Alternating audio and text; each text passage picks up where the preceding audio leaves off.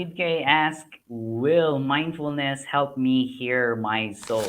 Since Kid K, aka Kampong Kid, asked that question, I will answer it just like how he answers questions. It depends. The first thing to really understand first is I think each and every one of us would have some form of different definition of what a soul is, right? And so maybe just to create a context before I answer that can be, like specifically like something that is inside us, like our spirit. Some religions believe that this soul or this, energy, this entity is the one that is, for example, in Catholicism, believe that this soul is something that is cannot be destroyed.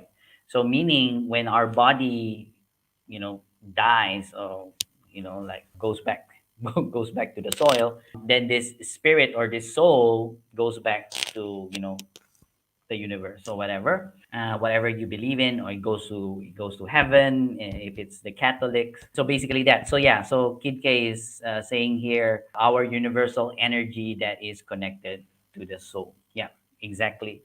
So if we define soul like that, then now I'll answer his question. Will mindfulness help me here? So one is, I think it's a combination of a lot of things, right? So mindfulness definitely will train you to, to quiet your mind. When I say quiet, because someone actually asked me a question last week because they've been trying meditation, and after many minutes their mind was still very noisy. And so what I said is that the objective of meditation is really not specifically to quiet your mind, but to train your mind to let go of all of this noise. And when your mind is actually, very good at letting go of this, the noises that you have, like, blah, blah, blah, blah, all this, the little voice that I was talking about last week, then in a way, it starts to quiet down because you're not entertaining all this, noise in your mind. So going back to Kid K's question, now your mind, because you've been practicing mindfulness, you've been practicing meditation, becomes trained in that, then you start to hear something else.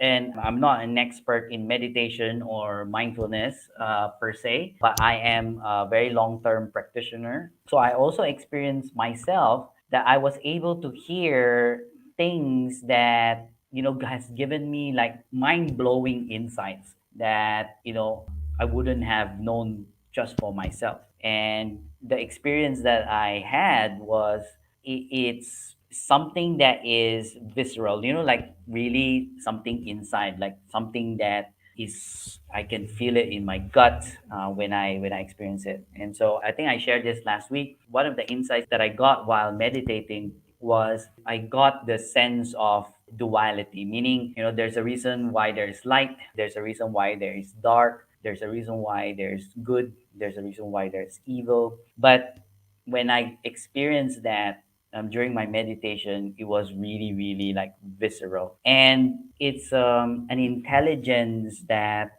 I couldn't have gotten just by myself or inside my mind. And so, yes, to answer that question, in a way, mindfulness, if you keep practicing, I think, long enough, will definitely help you hear your soul, or if I can say that, connect to, a bigger source. So when we are very, very present, and he said very, very present, we can remove the distractions of the world and then hear the soul. Exactly. That is the awareness that we are talking about when you can now, let go of listening and entertaining that little voice, then something comes up and something, more magical, more meaningful comes up, and you are able to hear that. How can meditation help when I have to deal with problems? So I think the biggest thing is, again, going back to emotions, is instead of making decisions based on emotions or impulse, what happens is that when we are mindful and when we, meditate, then we pause. And that's the biggest thing that you can take. Well, not the biggest. One of the things that you can get from meditation is the power of pausing, pause. Because we don't need to always make decisions very, very fast, right?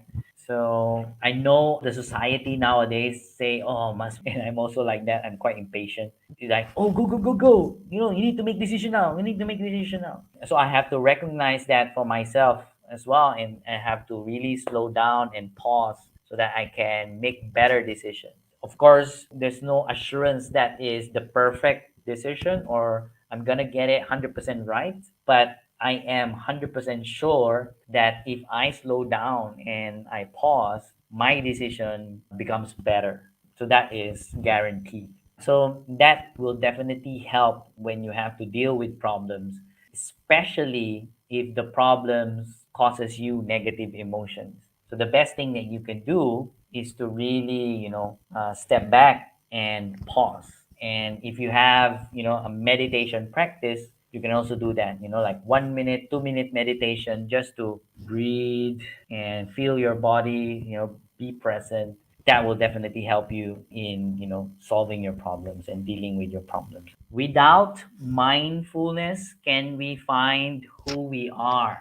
Interesting question. First, Brishen, and you can correct me if I'm wrong, is that you are asking the question, the biggest one of the biggest question that we can ask ourselves is who am I, right? So in the whole world, not everyone knows mindfulness, right? So I think it would be a bit unfair to say that mindfulness is the answer to that question. Is you gotta practice mindfulness to know who you are. I have it that, and this is also my belief, is that to know who you are, you can practice mindfulness or you can practice meditation to understand yourself. And sometimes it's also not that easy because you never know, right? You need to really practice. And of course, you need to do things in the real world. You need to go out into the real world and do things in order to know who you are. But I don't think it's necessary to practice mindfulness in order to know who you are, because there are people out there who doesn't even know what mindfulness is, but they get a good sense of who they are and what they are about, why they're here, what's their purpose, right? So again, I want to go back to the first thing that I mentioned is that mindfulness is really just a practice. So there's a lot of things that we can do in life. So it's very similar to the gym analogy. So going to the gym is just one way of, becoming healthier or becoming fit.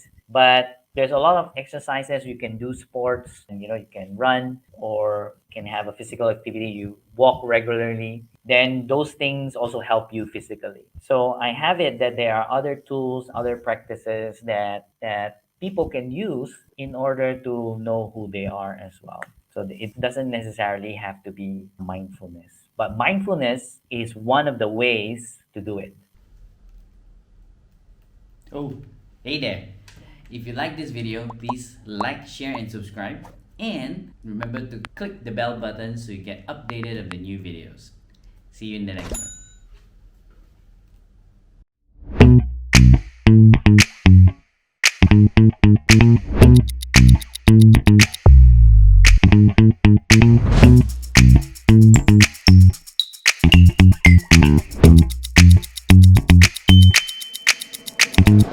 one.